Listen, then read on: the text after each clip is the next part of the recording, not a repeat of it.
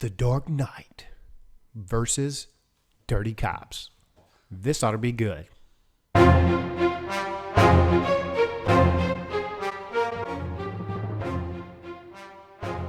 Hey, what's good, comic fans? This is Campfire Comics, and we're here to talk about The Dark Knight 3, The Master Race, issue number 1. I'm Campfire Rich.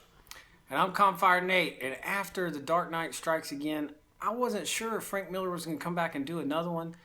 They teased it at Comic-Con. It's here, issue number 1, and man, it's interesting. I don't know if they can ever compete with the first one. The second one was just not up to the same standards as the first one, but I'm interested to see what they do with this one. What'd you think, Rich?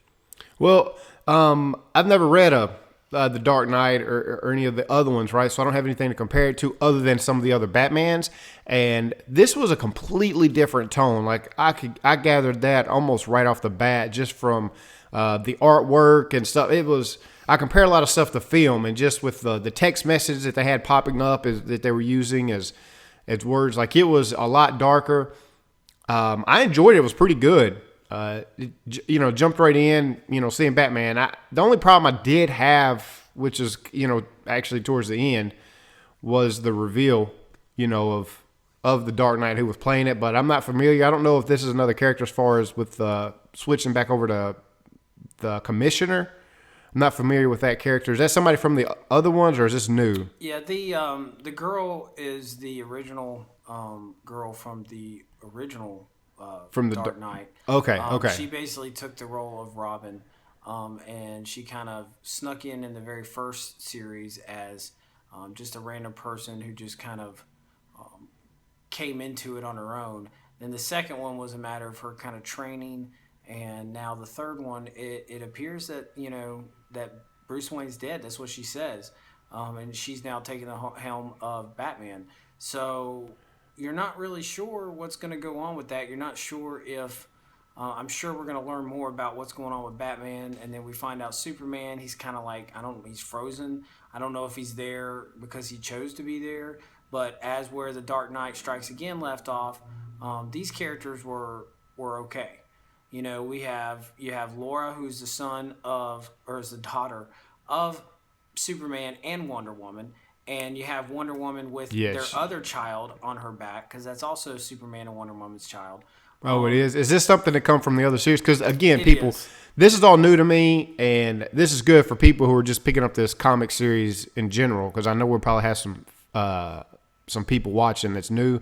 This is new to me, too. So, Nate, I'm glad that you're explaining this, because I didn't know that would have been Superman's kid as well. Right, that's Superman's kid. So you got Wonder Woman, which is funny. She's kicking butt, and she's got a baby on her back. Got a baby on her back, and it's like, here, by the way, have some milk. Yeah, exactly. Have some super milk. Yeah, super milk. Does your body strong. I bet that milk really, works some bones up. Holy cow. I bet her daughter's bad. Like, her daughter's got to be bad, right?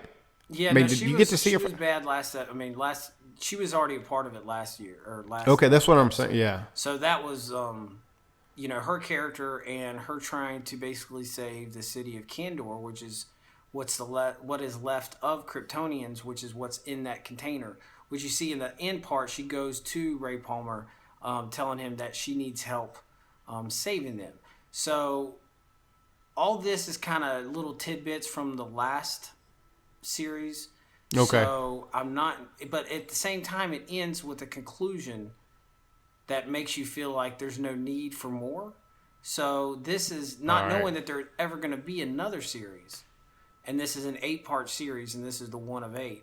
Not knowing there ever was going to be one, knowing that Frank Miller had this in mind is interesting, because he's using stuff from his previous So series. This is going to be 8. I hope it ends up being really good. I thought it was cool, when they were doing the news, like they're putting people in there. Like you've got, Bill O'Reilly, and I guess that was supposed to be Al Sharpton, and with the political stuff that's going on now with cops shooting kids and black kids. Not to get into a race thing or anything like that, but just with the stuff that's going on and all that, I thought was interesting how they kind of threw that in there. And now you got Batman stepping in, or what's this chick's name that's playing Batman? Man, if you anyway, the Batman, she steps in, and you know, Kelly, I think it is. and Kelly. handles business. And like, I was shocked for a second, right? Like, she's getting which I'm thinking is Batman. All these cops are just beating them down, and I'm like, man, Batman lost a step. Yeah. And then you realize that it's this chick. I'm not crazy about that idea. And I say that because we're dealing with the Batman Eternal right now. We're dealing with the new Batman 52, and in that series, Batman is out of pocket, right? Mm-hmm. Like, he's not Batman. So I want to see Batman. I want to see Bruce Wayne.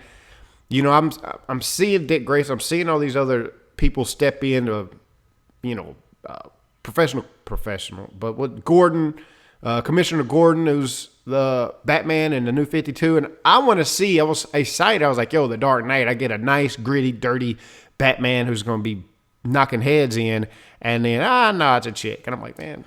Well, the thing is from the original one was supposed to be like 15 years, or no, I think it was 30 years since the last time I saw Batman, the original. So when Batman showed up, he's old. He's real old. I mean, dude's got gray hair. He's looking old. And then he fakes his death at the end of that. Spoiler warning. Fakes his death so that Superman thinks he's dead. Then he moves on to the second one. He's back alive. There's issues. And there's conflict between him and Superman and all the different things that they have to deal with. It ends with, he's still alive. He's taking care of her because in this universe version that Frank Miller's created, the other Robins didn't exist. Only Dick Grayson, who was the bad guy. Spoiler warning. Last series. So with that being said, this is again just looking like this girl has taken upon herself to play Batman. Doesn't look like she's completely trained to play as Batman because Batman hasn't taught her as much as she probably could have learned because this is 3 years from the last series that took place. All right. So we're thrown in with a little bit of, hey, you probably needed to read some of that, but this can kind of help you get caught up on what's going on. She says Bruce Wayne's dead.